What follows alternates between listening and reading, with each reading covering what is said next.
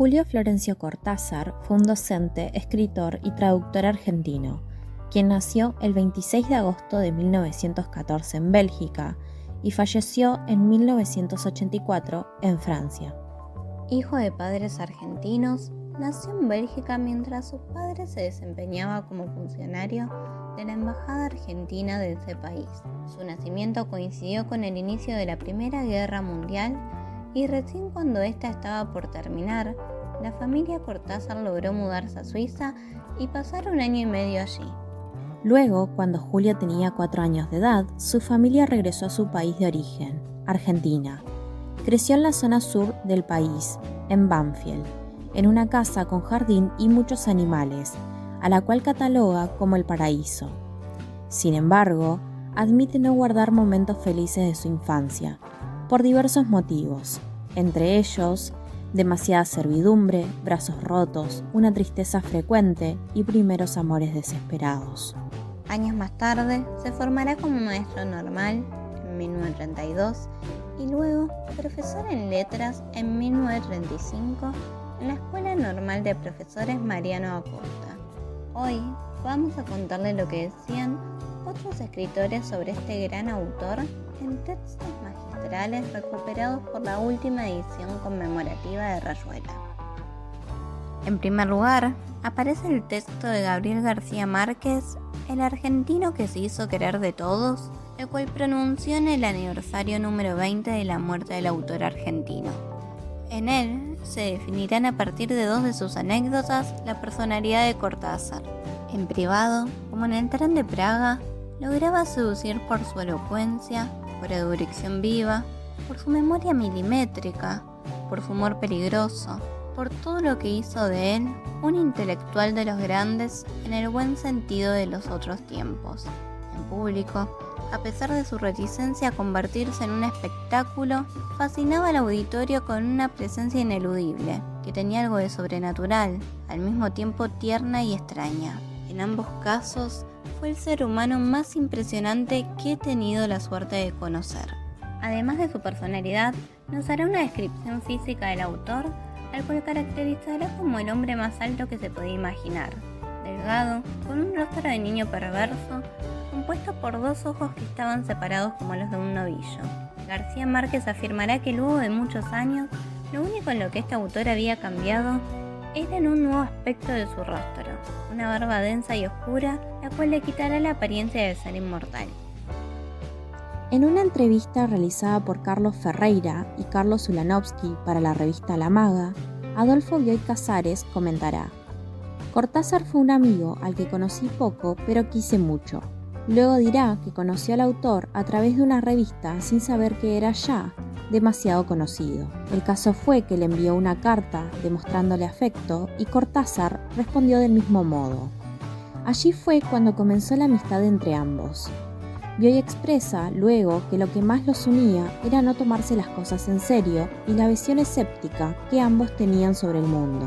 También cabe destacar que los dos comparten un cuento cuyo significado podría ser casi el mismo: La puerta condenada y un viaje o el mago inmortal. Con respecto a esto, Bioy expresó un sentimiento de extrañeza y además acotó: creo que Cortázar y yo lo sentimos como una prueba del destino, de que éramos amigos. Por otro lado, Sergio Ramírez en su ensayo El que nunca deja de crecer, publicado en junio de 2002, va a decir: para los escritores de mi generación en América Latina, la década de los 60 abrió más de una perspectiva, porque fue una década de retos, desafíos e interrogantes como ninguna otra del siglo XX.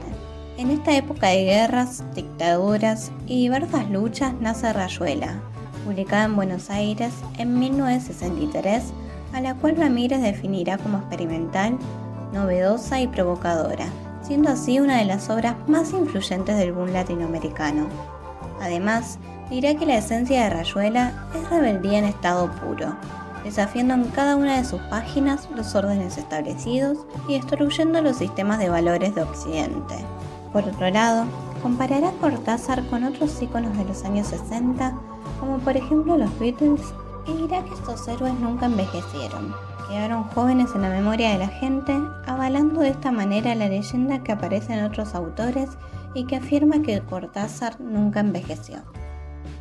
En un domingo de 1984 se encontraba Mario Vargas Llosa en su escritorio, cuando recibe una llamada con la noticia del fallecimiento de Julio Cortázar. Lo que pensó en ese momento fue un verso de Vallejo: español de pura bestia.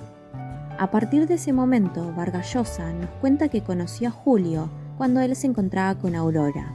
Él como escritor y ella como traductora se complementaban y sus charlas eran, según el autor, extraordinarias. Fluían a la hora de dar una presentación.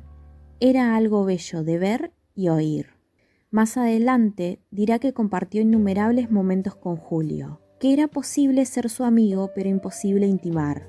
La distancia que él sabía imponer, gracias a un sistema de cortesías y de reglas a las que había que someterse para conservar su amistad. Vargas Llosa comentará que a Julio lo envolvía un cierto misterio y él lo respetaba y lo admiraba mucho. Escribía, de hecho, bajo su vigilancia. Y con respecto a la literatura, afirma que para Cortázar era un constante juego. En sus cuentos jugaba el autor, el narrador, los personajes y hasta el lector. Un ejemplo de ello será Rayuela, y la mejor definición de Mario con respecto a lo que significó el libro para la época será: libertad para violentar las normas establecidas de la escritura y la estructura narrativa, para reemplazar el orden convencional del relato, para revolucionar el punto de vista del narrador, la psicología de los personajes, la organización espacial. Luego opina que la literatura sufre una especie de asfixia, con la cantidad de convencionalismos y seriedad, pero en Julio eso no sucede. Él logra quebrar esos hábitos y proporcionar a la literatura algo nuevo, algo más creativo. Luego, Vargas Llosa menciona que en los últimos tiempos Cortázar había tenido un cambio. ¿Era el mismo que conocí al principio? No, ahora, con otra pareja y otras ideas, menciona: fue menos personal y creador como escritor que el primigenio, pero tengo la sospecha de que compensatoriamente tuvo una vida más intensa y acaso más feliz que aquella de antes, en la que, como escribió, la existencia se resumía para él en un libro. Y hacia el final recuerda a su amigo tocando la trompeta, y con ello dice: el Julio Cortázar que yo conocí juega su juego favorito. En un texto recobrado del libro La gran novela latinoamericana de Carlos Fuentes, el autor expone la influencia de la literatura europea en los autores latinoamericanos. Y por otro lado, habla del cansancio de tener personajes de carácter psicológicos y descriptivos. Se comienza a anhelar nuevos personajes que contengan otros arquetipos que rompan con lo tradicional. Quienes trascienden en el lenguaje moderno serán Borges y Cortázar. Este último, dirá Fuentes, maneja figuras, no personajes ni arquetipos, pero sus figuras les da un verdadero poder, que es el poder del devenir, de estar siendo, de no acabar. De esta forma, Rayuela será una prueba del trascendentalismo del autor, una estructura dividida entre un allá, París, y un acá, Buenos Aires, entre lo que va a llamar el autor la utopía americana y europea que conformarán el humor de Rayuela. El libro es considerado como el goce destructivo de la tradición y la burla a la imposible circularidad trágica.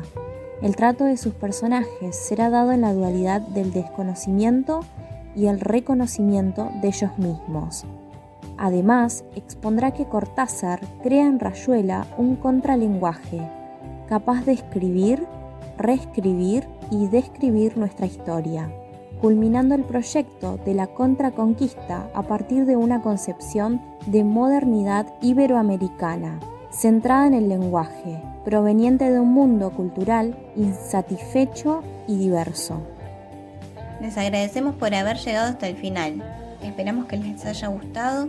Si es así, por favor dejen like y compartan. También pueden sugerirnos sobre qué otros autores o libros quieren que hablemos. Por último, síganos en nuestras redes sociales. Abajo les dejamos todos los links. Muchas gracias y hasta la próxima.